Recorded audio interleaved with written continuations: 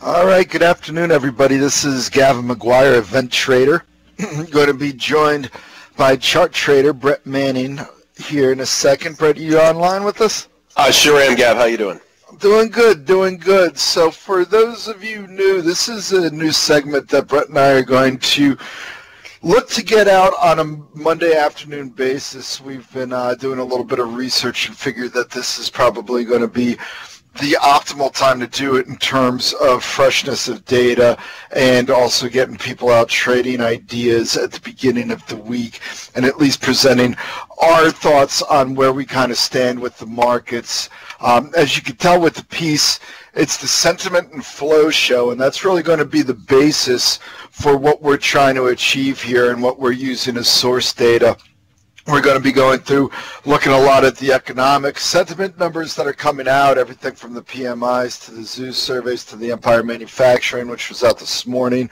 We're also going to be looking at a lot of sentiment data from Sentiment Trader and other websites that we can find information on in terms of tracking flows, and then just trying to track the flow data, be it the commitment of traders information, the Bank of America flow show and fund manager surveys, and really any other piece of data that we could get our hands on. Now, the end goal of this segment is obviously there's a lot of data to cover out there. We're going to be doing a lot of trying to consolidate that data and try to provide a little bit more of a concise outlook. And our goal is about a little over a year ago, Brett, and I'll have you talk a little bit more in depth about this piece. Brett Manning, and we posted it to the website, put out a nice taped model for us to take a look at to kind of get an idea of compartmentalizing into 6 different segments where money stands. And the basis of this piece is going to be taking that sentiment and flow data and trying to put together a nice consolidated look at the tape composition model.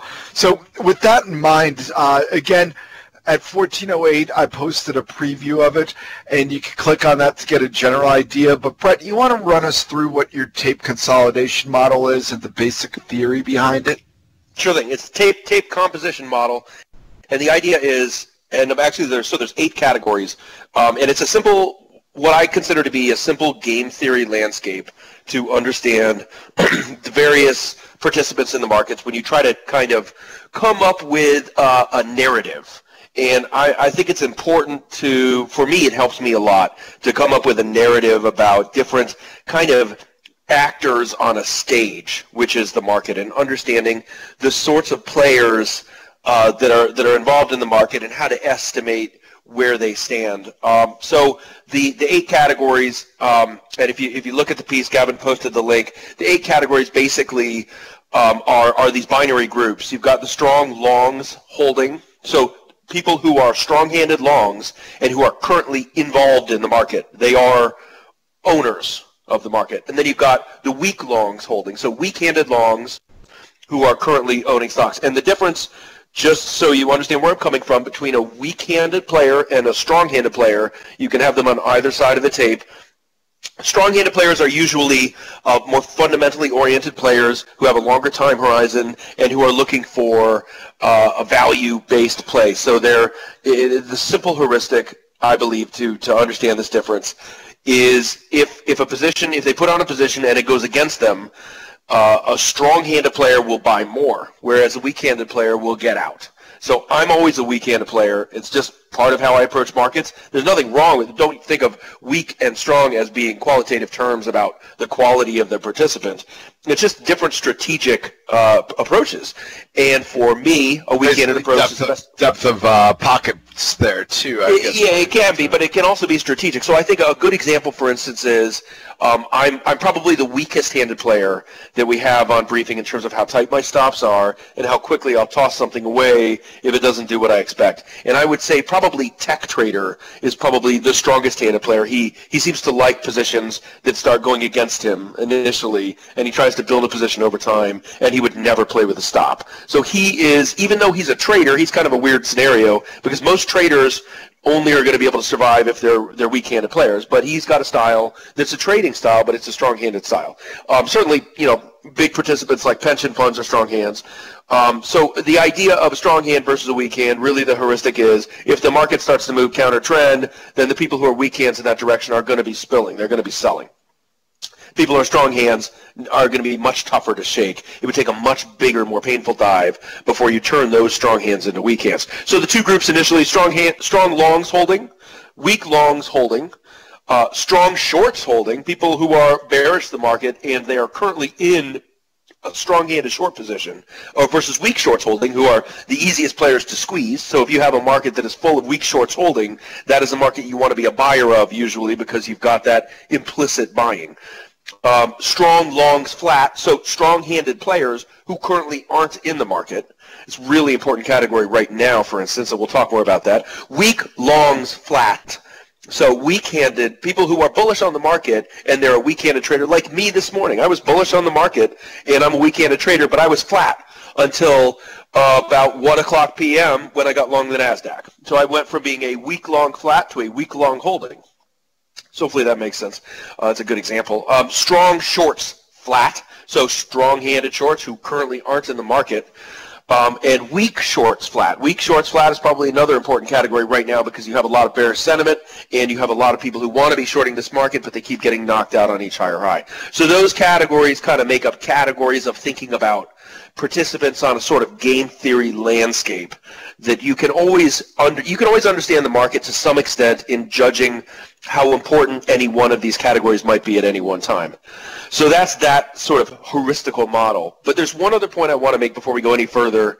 And so we're going to be talking about sentiment data, and I want to make a clear point to differentiate different types of sentiment data.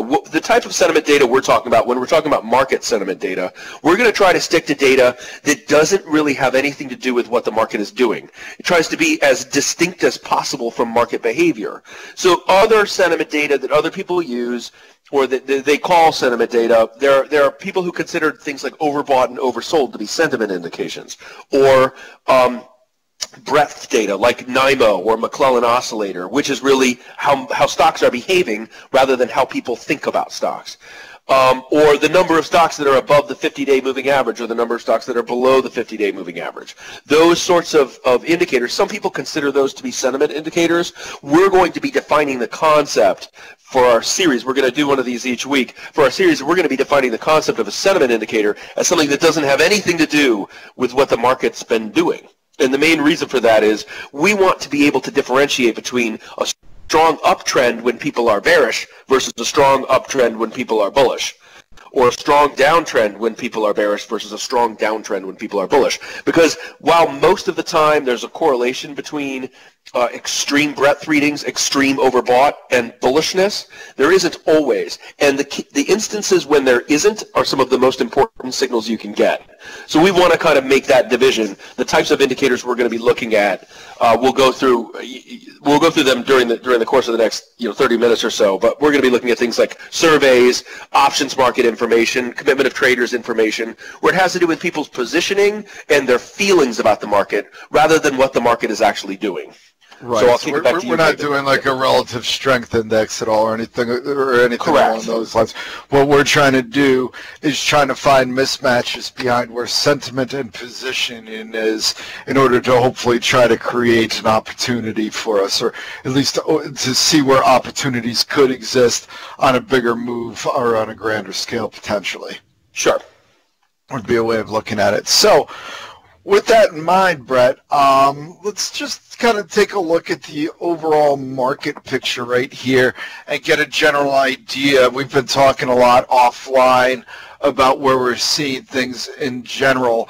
And I think one thing that we could certainly say at the moment is we haven't really seen the idea of any sort of extremes too much in one direction or another. We have been seeing some of the readings, particularly in the Trader Sentiment site, moving a little bit up closer to extreme levels, but still for the most part haven't gotten any of those extreme readings. So I think overall in the grand context of things, it feels like we're kind of in a neutral environment with a little bit leaning towards some exuberance to the upside. Would you agree with that? Yeah, absolutely. I would say one of the best ways to think in terms of this process of evaluating this is to also kind of look back at what contextualizing situation we've just come out of. And for sentiment, there's no question what really contextualizes the current moment is what we went through into year-end last year. The tremendously powerful puking up of all of these positions in the crash that we saw that really intensified in December. And at that time, we had what we could only call an archetypal sentiment low, almost like an intense bear market that came to the end. Even though it was really just a couple of months, the sorts of readings that we got on sentiment data were extreme. We had huge extremes in the AAII bull ratio, the robo ratio, we're going to talk about this a bit more, the Lobo ratio, the equity hedging index, the 10-day CBOE total put call ratio. All of these things showed kind of like historic level extremes. Inverse ETF volume went through the roof. Just a number of people who are pouring money into inverse ETFs, either as hedges or as bets on the crash continuing. The VIX futures term structure was the most extreme that I think I could ever find. It was above its daily upper Bollinger Band on 7 straight days when the VIX was above 20 every day, which is what that is that's people judging that the current month contract for the VIX contains greater uncertainty than out-month contracts for the VIX, which is really rare because generally speaking, the distant future is more uncertain as a proposition to people than the current moment. And when you have a market crash, one of the really archetypal indications that you're in an emotional crash in the market is when you see the VIX term structure flip into this intense kind of backwardation where you have the current month contracts pricing way above the out-month contracts. That kind of situation, and it was really extraordinary back in December. So that formed a kind of contextualizing point, and what we've been doing since then is normalizing out of that. So we for most of January and even most of February, we continue to see bearish sentiment readings on most everything, and it's only recently over the second half of March and into April that we've started to see everything neutralize and move into kind of middle ground. Even though the market has been on this crazy tear, we haven't seen extremes of bullishness because we're coming out of that sort of pit of despair. And all along the way, we've been seeing people try to find opportunistic moments to rebuild portfolios because a lot of folks got spooked in December from very long-term strategies where they threw in the towel and they said, you know what?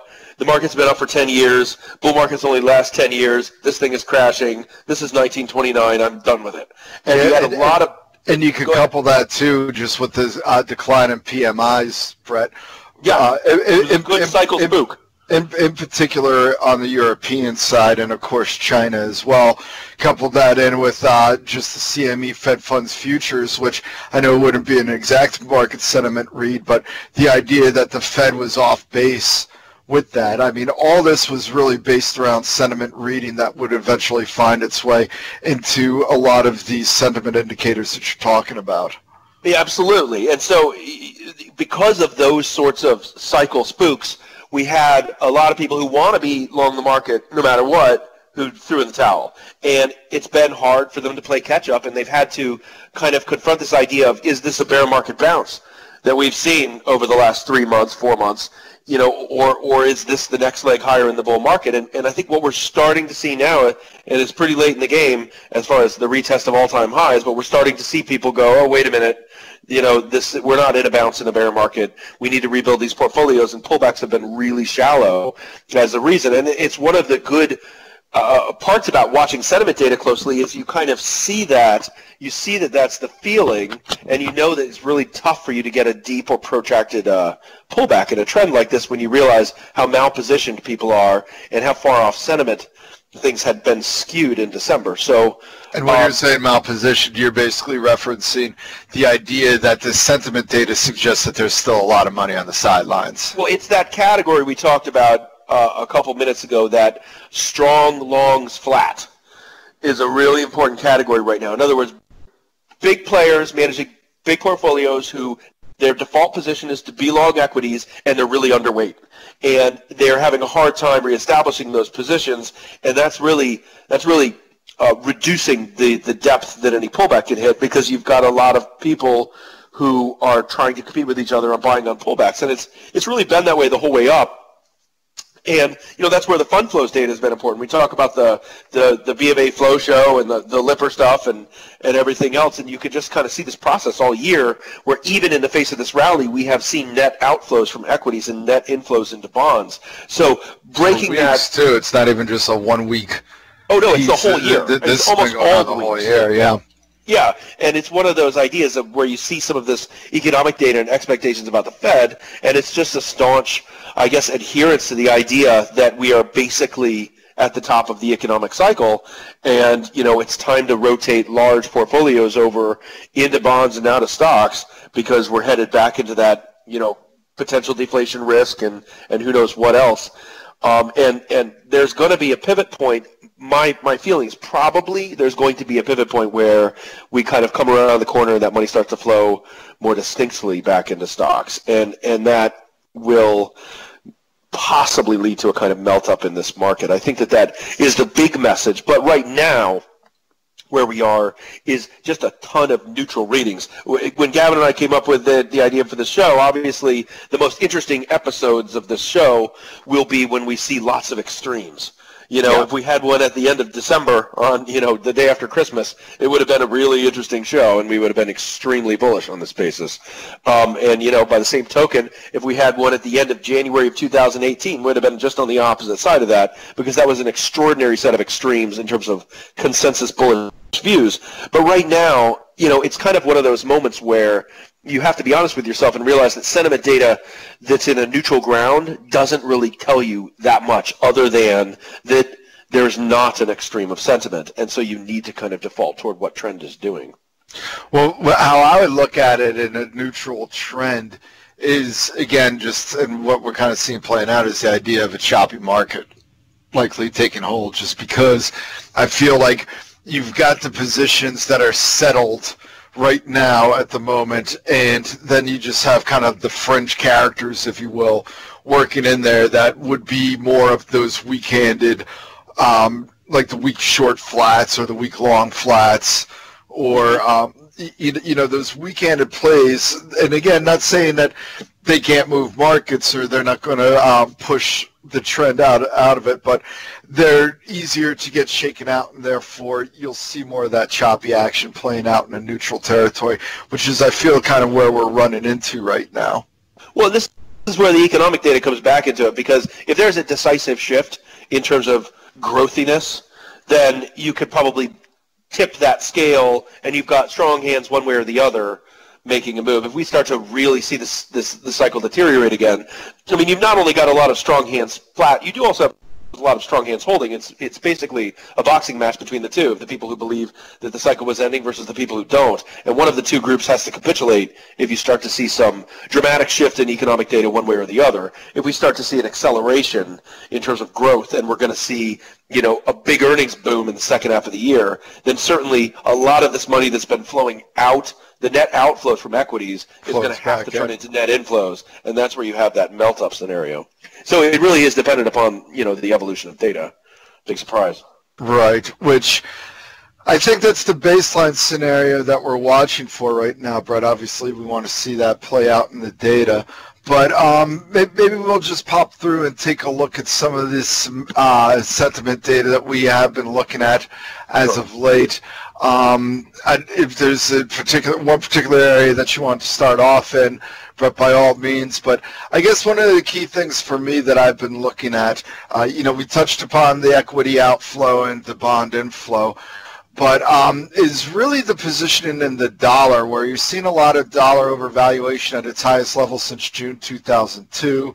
The RIDEX index that you look at has been pretty strong, and I guess the question is, can the dollar maintain it based around the sentiment and based around the positioning that we were seeing in the commitment of traders flow? I was seeing a number of builds on the short side and some of the emerging growth equities, the Mexican peso being one of the big red flags that wasn't falling in under that line. But dollar sentiment, where do you see this sitting right now, Brett? Because I do think that it remains a pretty key item for the markets moving forward. So I think it's a picture that is driven more by the other currencies and pairs in a lot of cases. I think the dollar is tremendously flat feeling in a lot of ways, but I think there's two big things. So, I mean, there's the Brexit situation and the pound, and that's not actually too extreme. And I think that a lot of that is the sort of, this sentiment that there's not going to be a no-deal exit. But the euro short interest right now it's nothing like where it was back in 2015, but it's still huge. So there's still a massive amount of short interest leaning on the euro for euro-related reasons. I don't think that's so much a long bet on the dollar as much as it is the idea that if we are headed into something that is more severe cyclical downturn, it's going to be led lower by Europe, and Europe is going to be the place to capitalize on. But I would already call that a pretty crowded trade that's not acting quite as well as it should, given something like what we just heard from Mario Draghi. I mean, he just came out and pretty much said, I think the big line was, we have all instruments on the table. Like, they're already heading back into something like a kind of, hey, they're ready to move into crisis mode at any moment if they need to. And the euro closed that day, I think, up. And you've got a huge amount of short interest sitting there. So that's not a particularly comforting signal if I'm one of those shorts. The other one that I thought was pretty interesting is to see the Australian dollar with a tremendous amount of short interest. And I think that is a really interesting cycle signal because Australia, as you know, has a housing bubble. Right. And there's a tremendous amount of foreign flows that are responsible for holding up the financial sector there. And that idea, really, if we do see, let's say we don't see a resolution to the China trade deal, we see things deteriorate again in China, and we see a kind of global cyclical downturn, probably Australia is going to be one of those areas of like maximum pain in that. As money just pulls out of those banks, the housing market collapses. It could be a terrible blow-up for Australia. And I think that's why we're seeing that short interest sitting there. But it's another one of these signs, and we'll try to wrap back to this at the end, of how different markets and positioning in different markets suggests something about how the world views markets in general, how the world of investors views all financial markets together. I think the Australian dollar is one of these areas where it might be a targeted short for people who are looking to really capitalize on a global cyclical downturn. And the other spot that's kind of interesting in there is if you pop over to the CFTC data on copper, the net long interest was big when we started to rip out of that range a few weeks ago. And now we've moved sideways in what looks to me kind of like a bullish flag.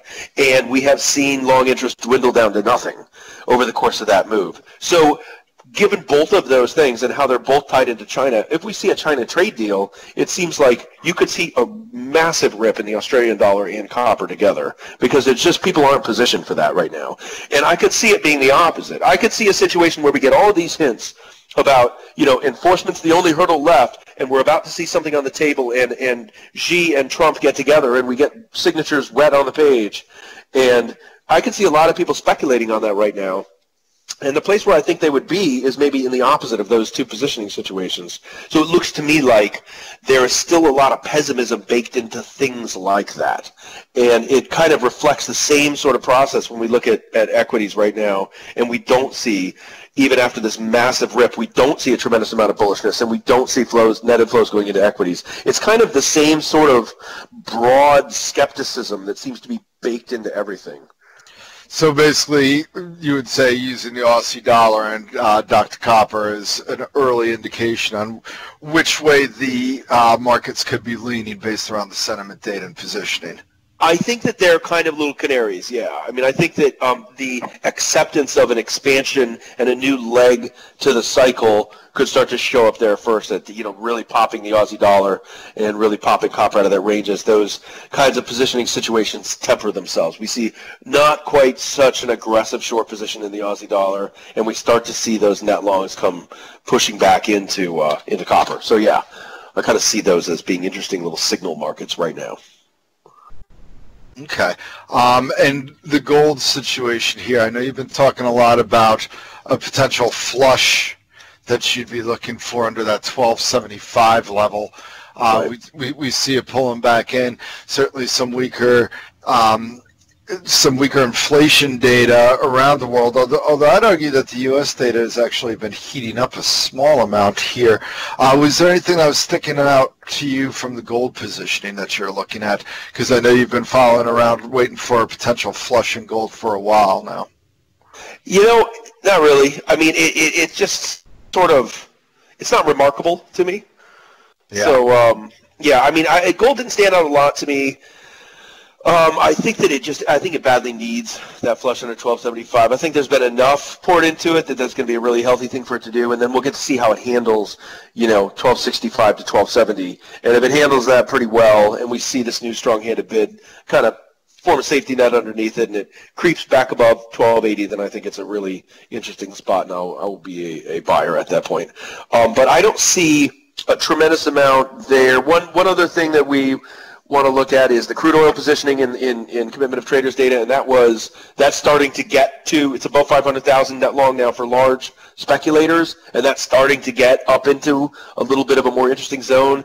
I would be looking to more aggressively short it if it was maybe another 100,000 higher, maybe 600,000. So it's maybe got further to go, but it is definitely starting to get into, just 2 weeks ago it was at, I think, 430,000, so it's really starting to stack up in terms of net longs in oil. Yeah, and when you're looking at large spec positions moving up, because that was something that was jumping out to me too, especially given the move in oil. I recently took 2/3 of my USO swing off the table here, and I see small specs as flat. When you're looking at large spec positioning, is that the airlines? Who would fall in under that large spec? No, those are commercials. So those are your commercial hedgers. Exactly. That's a perfect example of a commercial hedger. Large speculators, those are, commodity trading firms. I mean, those are big commodity players. Those are people who trade commodities on a speculative basis, right? The airlines are a great example of a commercial hedger. The airlines and oil, and you can think of so many things. Auto manufacturers and copper are another one. It's a necessary supply, and so they have to have long interest, right, to protect against the possibility that if you're an American Airlines and you need to buy a bunch of jet fuel, jet fuel is almost perfectly correlated with crude oil prices, and you need to plan out how you're going to budget things next quarter, and you need to understand what your financial position is going to be next quarter. You have to have a hedge that means that if there's some big spike in oil, you make just as much from the futures as you lose in terms of your cost equation to fuel your planes. So they are going to be protecting against a spike higher. So that's what the commercial hedgers are. That's the red line in something like barchart.com, the way it displays the charts of this stuff. But that's your commercial hedger category. And the large speculators, I like to key off the large speculators in this. No mistake about it. Some people key off the hedgers. I just don't find as much information there. Even though they're almost always mirror images of each other, there's a different narrative involved. And the reason why they're almost always mirror images of each other is because it's a zero-sum game. When the open interest moves, people want to buy something, somebody has to sell it to them. So it's always got to add up to zero at the end of the day. But it doesn't mean that there isn't wider and wider movements and commercial hedgers that are willing to sell to large speculators because the large speculators so fervently want to buy at higher and higher prices. So when I see a situation, oil is unquestionably an example of a market where I key off of the large speculators more than anything else, for sure. That is the vulnerable group. When you build up too much large speculator interest, you start to get vulnerable to a pullback or drop in oil, because there's a bunch of people who are essentially playing, a CTA scheme on a momentum trend, and they're just pyramiding positions. They're probably making money, but when it falls hard. Now, on the flip side of that, I was seeing large spec declining in copper. Were you not seeing that, Brett? That was my point earlier, yeah. So we've seen a sideways range in copper, but we've seen large speculator interest decline. And it had been higher, right? It's almost flat. It's almost nothing now. And yet we're in kind of an uptrend in a bull flag. So if that starts to break out again, people who were long 2 weeks ago in the middle of this range probably are going to be buying that breakout. That's the point. So the point is to try to spot vulnerability. You've got people who were betting on a continued trend higher in copper who have pulled that bet back now. And if this starts to break out again, it's probably going to be pretty easy. These are strong longs flat. If it starts to break out, they're going to become strong longs holding. So I think this copper and oil is a perfect example of what we're looking at. Whereas oil, you're getting that slow move up, where you're getting that large spec participating. Whereas copper, you're getting the sideways action, and you're seeing that large spec declining. So that's kind of playing out. However, again, it goes back to where the sentiment data comes in and matches up with the flow show, where if we start seeing stronger economic growth, then if you're looking at that, what do you see as the more opportune long here, copper or oil in that situation? Copper, for sure. Copper to me. Just because it's got a more of a leg to run, whereas oil's kind of seen a little bit more of a push higher, and it has more long spec position already in it. Yeah, absolutely, and there's not as much dynamism in supply with copper as there is with oil, and we've seen a lot of what's happening in oil really be about reducing production in a lot of places. So it's just tougher. If we just have an economic growth burst, let's say you end the China trade deal, China growth picks up, global growth picks up, copper is going to be a big beneficiary of that, I think, at this point. And positioning is one of the main reasons why.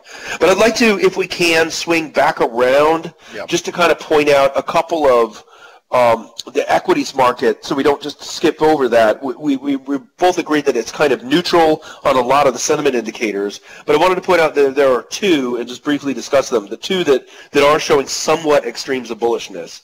And just to introduce people to some of these indicators, it's a decent exercise. One of them is the AAII bull ratio. So that's just moved kind of into extreme category. It's not really extreme. It is the American Association of Individual Investors bull ratio. And what that means is they take hundreds of people and they ask them every week, the American Association of Individual Investors does, they ask them, will the stock market be higher in 6 months or lower in 6 months or the same price in 6 months? That's the question. And the percentage of people who say higher are categorized as bulls, and then there's neutrals and bears, obviously. And the bull ratio is, if you take out the neutrals, it's the ratio of the bulls to bears. So of people who are making a decision, who have a view on the market changing in a direction between now and 6 months from now, if the bull ratio is really high, it means of those people, there's a lot of people who think it's going to be higher. And that has just gotten to a minor extreme. But one of the problems with this is that the neutrals in that survey are much higher than their historical average right now. So there's a lot of neutrals, so there's a lower amount of data for bulls and bears. And it also is an indicator that I've noticed in the past tends to need to get to an extreme and sit there for 3 or 4 weeks before it becomes something that's usually an important signal about the market. And the first time that it tends to get to an extreme, it can often be a directional signal. It can often actually be not a contrarian issue.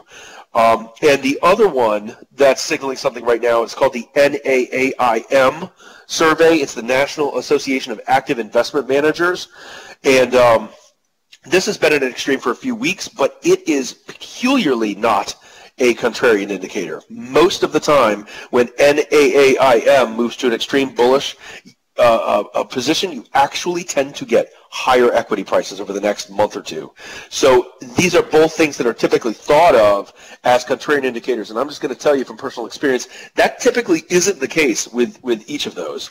The best indicator that I have, my most consistent winning signal as far as a contrarian indicator, is something called the robo ratio, which is the retail only buy to open put call options ratio. And that this would be mostly smaller hands just kind of hedging against stocks that they think that they might go down ahead of earnings. Speculators. I think it's speculators. So naked shorting more along those lines. Well, or buying, right? I mean, it's calls or buying, right? Yeah. Yeah. So when you have many more calls than puts bought by small accounts, and this data where I get this from, sentimenttrader.com, they actually pull clearinghouse data, so they get the actual trades and they're anonymously reported. So you could see that somebody has no exposure to something, a particular stock, not in terms of shares or options, and then they buy, let's say, a bunch of calls on it. And typically, and this category of retail only is just smaller. So smaller accounts who are buying to open an exposure to a particular stock rather than hedging, and whether they're buying calls or puts. And it tends to be remarkably good when you get a massive consensus one way or the other. When you have a lot of people with small accounts buying tons of calls and no puts, they're trying to hit home runs because they're so positive the market's going to go up that maybe they'll come into an earnings report on Amazon and buy a ton of calls on Amazon because they just know it's going to report much better than expected and move up 100 points, and they're going to make a killing because they're doing it with a leveraged derivative instrument. That type of thing, when there's lots of people doing that together at a consensus point, tends to be a spectacular contrarian reading. But right now, that's a good example of where we are in this market. That indicator is dead neutral. It's right in the middle. You don't see any signal from it at all. And I think it will be one of the most important signals when we get that thing really showing us one way or the other. For instance, if we break out to new all-time highs in this market, we get really much better than expected earnings throughout the entire earnings season, and you see the robo ratio really kind of slam up to these extreme levels, then we know it's time to start fading the market. But that one right now is pretty much dead neutral. Same thing for the Lobo ratio, right? Same thing for the Lobo ratio, which is the large only, so bigger accounts, which is usually more hedging. Now, from your perspective, Brett, Lobo versus Robo, I know obviously you said Robo is your preferred measurement. As a contrarian instrument. As a contrarian indicator. Do you have a preference for which one is a better trend indicator for the one that's properly guessing which or properly pointing the market direction? I would say Lobo, but it's not. I mean, if it's massive consensus, then it's a problem either way. So if it's just kind of, momentum is moving higher in the Lobo ratio, then I suppose, but I haven't really back tested that. Okay. And one other thing to ask you about too, you talked about the bull ratio. Obviously the bear ratio, that slipped down 8 points to 20, so that's that's not a ratio. So there's the bulls, there's the bears, and then there's the bull ratio. And those are the only three things. So there's bulls and bears, and the bears have been, the bears have slipped down a bit, the bulls have slipped higher a bit, which is why the bull ratio is now in extreme territory, even though the bulls are barely above their long-term average level. Okay. Yeah.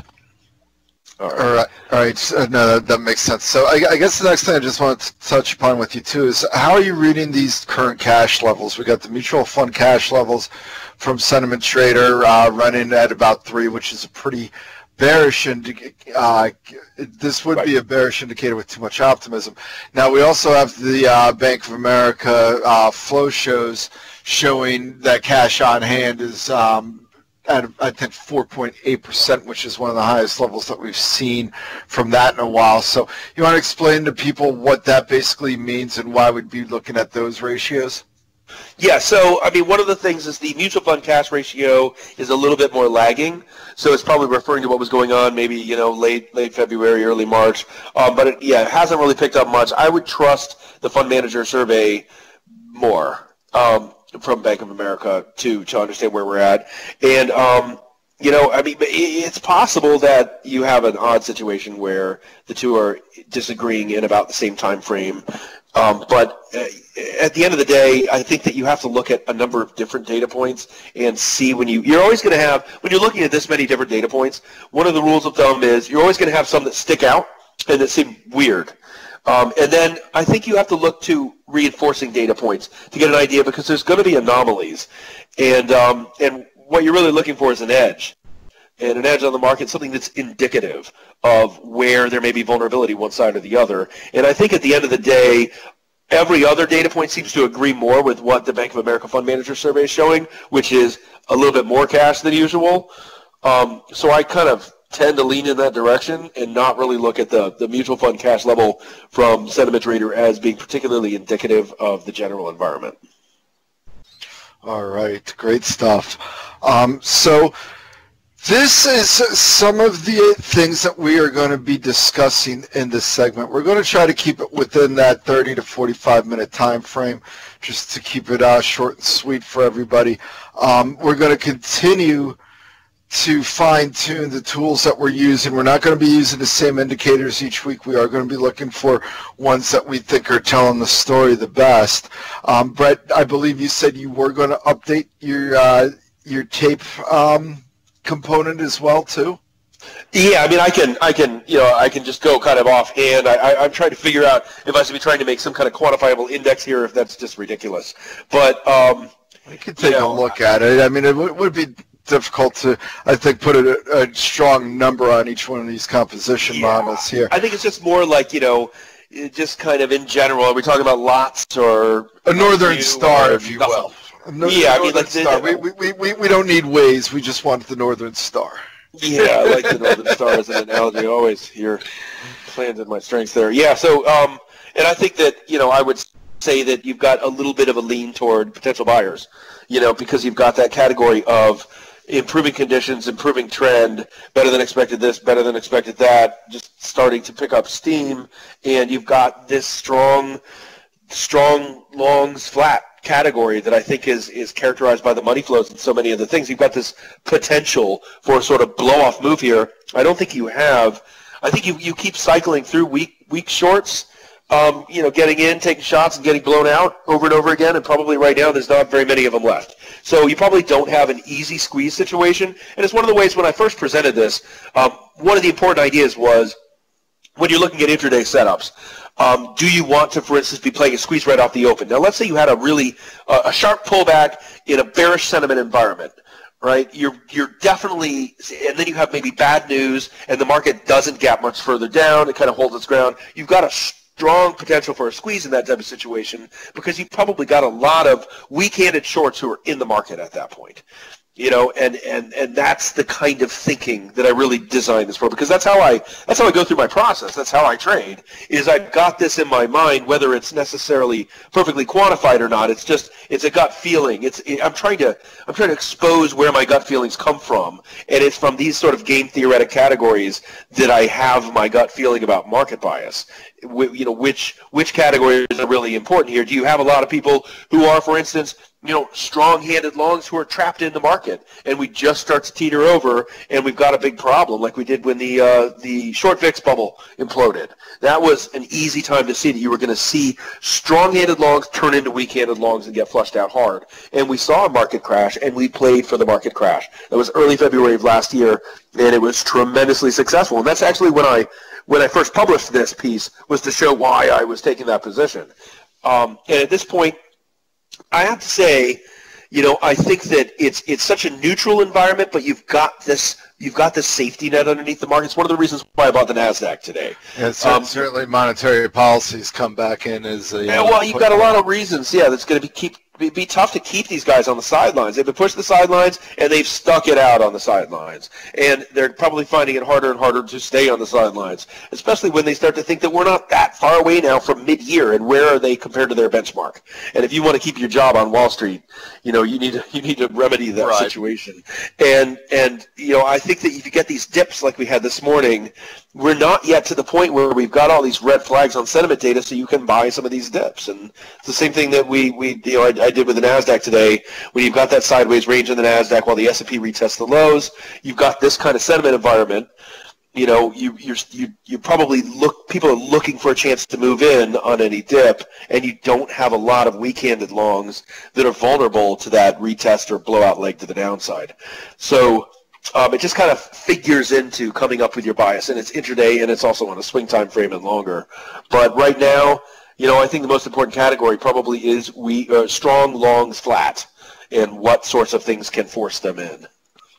Because that's the category that would be the most likely to bubble us up at this point. Well, I think there's just a lot of money for people who have staunchly tried to maintain underweight equities and who need to, eventually show something relative to a benchmark.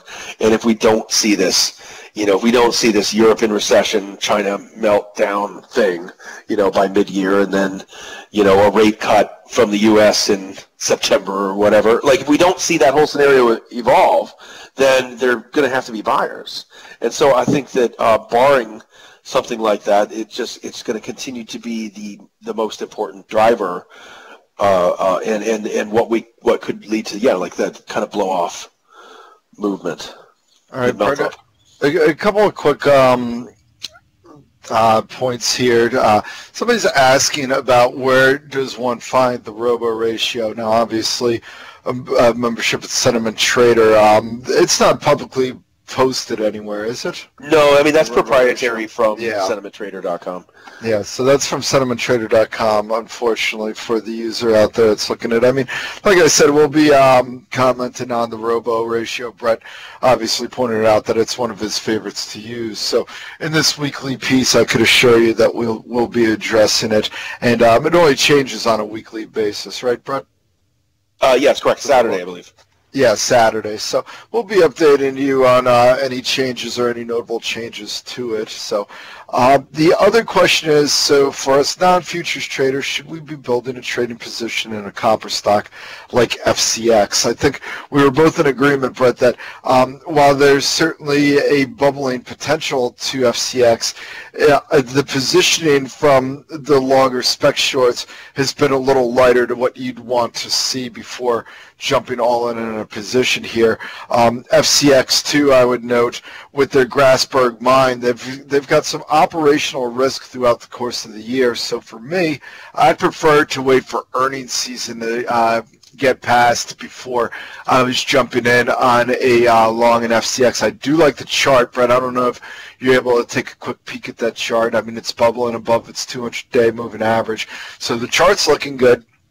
But again, I would prefer to wait for them to let earnings pass before I jumped in there, just because there are going to be some ugly earnings with the pop in costs as they move their Grasberg mines more to underground. They report April 25th, which is 9 days away, or 10 days away at this point. I'd prefer to wait for that earnings report to pass before jumping in, because there is risk there. So, but the chart looks nice. It's building up upward trend here. One point I would add to it. It does look like, and sometimes I've been frustrated with this stock in particular, that it seems like at times it's got a high correlation with copper futures, and at other times it does not. But right now, lately, it looks like it does. Just taking a glance at it, and I think that if we see a breakout in copper, then I mean, you know more about the company than I do, no doubt about that. If we saw a breakout in copper, I would be 100% in on a long on this. I'm fine with getting long on it here.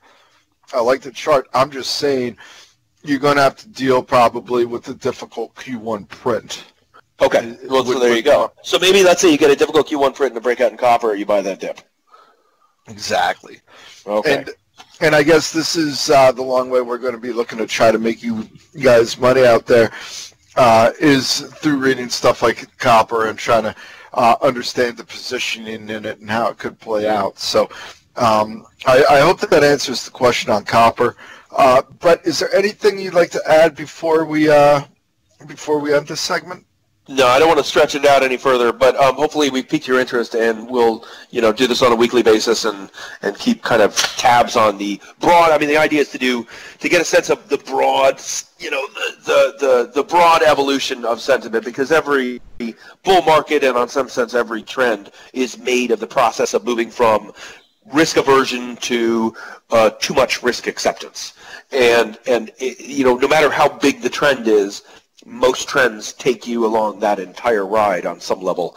And looking at this sort of data gives you a sense maybe of where we are. This could be a much bigger trend than it appears to be. It looks like the market's gone up a long ways. Maybe it could go a lot further. You don't know where you are in that process until you start to take a look at sentiment data. And if we were seeing a lot of sentiment data that looked like people were overly complacent and exuberantly bullish, then there's no way that I would be doing things like buying into the NASDAQ midday today off of that dip. I'd be looking to short the bounce following the dip. But because I see the sort of environment that I do, it's more likely to be a shakeout in a trend that still needs to get to more aggressive levels before people are really in a situation where they're imbalanced in terms of the degree to which they're just assuming higher prices every day. So we want to kind of be able to cast everything in pieces and then ultimately in a sum to get a sense of where the broad environment is. Yeah, so and the whole goal too obviously is making everybody money out there with some good calls, but also trying to get everybody pretty comfortable with where we stand in the current market context, and hopefully we did that today. And again, we'll continue to evolve this segment. Any feedback is always welcomed. If you liked anything better than something else in it, obviously let us know. But we'll continue to fine-tune this, and this will hopefully become must-listen to radio or on every It was Monday recorded, afternoon. right? It was recorded. So we'll be posting that. We will be reposting it, and we plan on recording it on a daily basis. So hopefully this show will really start to kind of run into a nice flow in itself, no pun intended there. But that's going to kind of be the goal, to show that weekly difference and how it could be impacting the markets. And the fact that we're doing this on Monday, hopefully we really set you up with a good feel of how the market should react throughout the course of the week. You got it. Perfect. So, hey, Brett, thanks a lot, and we'll talk to you shortly here. Thanks, everybody, for the feedback. And, again, please feel free to write in and ask any questions that you might have with regards to this segment. Thanks, Gav. Okay, talk to you soon, Brett. Okay.